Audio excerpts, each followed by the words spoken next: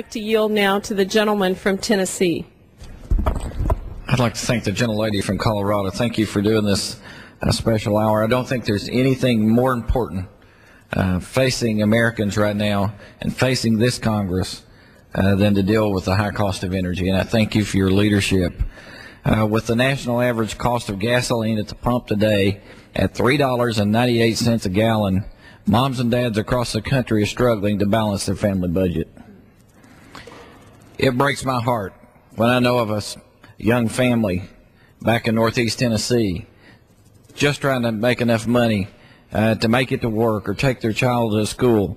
It breaks my heart when we have senior adults that are on a fixed income that don't have the opportunity to have more money, to be able to afford the gasoline, to go to the doctor or go to the hospital or go to the grocery store.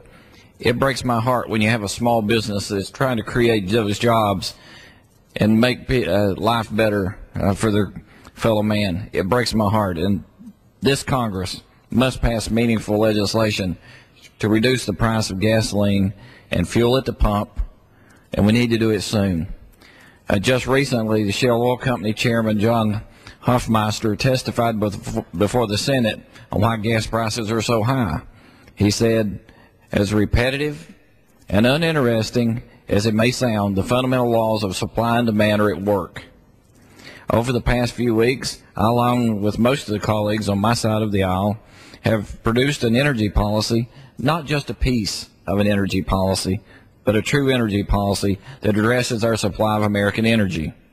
This energy policy explores all facets of our energy needs, from drilling for American oil and natural gases to using alternative fuels like switchgrass and ethanol. The policy increases American supply, which will effectively lower prices.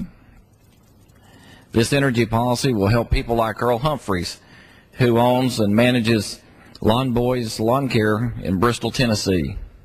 Earl told me that he may not be able to continue his business much longer because of high fuel prices. He's not making enough money to support his family, purchase his fuel, pay his staff, and keep the doors open on his family-run business. How sad. People like Earl are relying on Congress to do something. Colleagues on this side of the aisle and I have offered nothing but solutions. On the other side of the aisle, they've offered nothing but excuses. Congress's Democratic leadership is out of touch with the American people, like Earl. Instead of increasing American energy supply so that prices can go down and Earl can continue to support his family, the Democrat leadership wants to tax energy producers, stifle American production, and abandon cars, SUVs, and pickup trucks that we all rely on. Recently, one congressman proposed a 50-cent tax increase on gasoline. Now, that makes absolutely no sense to me. We can't tax and regulate our way out of an energy crisis, and we can't tax your pickup truck from empty to full. Leadership's energy policies have been to conduct 7 investigations into price gouging, conduct 4 investigations on speculators, and create $20 billion in new taxes on oil producers. Unfortunately, the leadership of Congress policies don't save Americans any money at the pump. In fact, gasoline prices have increased from $2.33 a gallon to $3.98 per gallon since Speaker Pelosi and her Democrat colleagues took control of this Congress last year. That's not a solution. When China and other growing industrialized nations are moving from bicycles to cars, and Americans are being made to go from cars to bicycles, that's not a solution.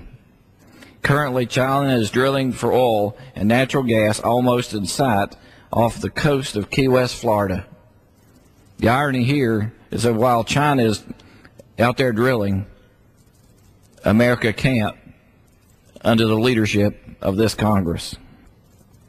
What is it going to take to make this Congress realize that we need to increase American energy supply and decrease our dependence on foreign energy? Our dependence on people that hate us and hate our freedoms. The majority of American people understand East Tennesseans understand, and I understand, Earl understands, and people from Bristol, Tennessee understand. We must take immediate action to allow for drilling in an environmentally safe way on the American soil and off of our coast. In the outer continental shelf alone, it is estimated that we have over 17 billion barrels of oil that someone else is drilling for. On the Arctic National Wildlife Reserve alone, we have the potential to provide consumers with over 1 million barrels of oil per day. We need solutions. We must take immediate action to allow for construction of new refineries, and we can do that on an old military basis. We must take immediate action on production of natural gas, where our supply is abundant. Eastman Chemical Company, which is located in my district in northeast Tennessee, has been using clean coal gasification to meet their ever-increasing energy needs on a daily basis. We must take immediate action to allow for the construction of safe nuclear power plants. For instance, France currently powers 80% of their energy needs from safe nuclear power plants. We must take immediate action using alternative fuel sources like switchgrass and ethanol from non-food sources. New technologies like switchgrass and ethanol are exciting and will be part of our solution to lower high energy cost. We must take immediate action by using clean coal technologies, something that the Germans used in World War II. This is not futuristic. They were doing it in World War II. Coal is not some smutty leftover from the Industrial Revolution. We have approximately 250 years worth of coal right here in the United States. And you can take a lump of coal and actually turn it into gasoline and drive your car and fly jet planes. They did it in World War II. We need solutions. Republican energy policies like the ones I've just listed will save every American at least $1.82 per gallon of gasoline. $1.82 per gallon of gasoline. That's $36.40 for each 20-gallon tank full of gasoline. Tennesseans like Earl sure can use $1.82 discount at the gas pump. We need solutions. Americans like Earl are looking for solutions, not excuses. The time for solutions is now.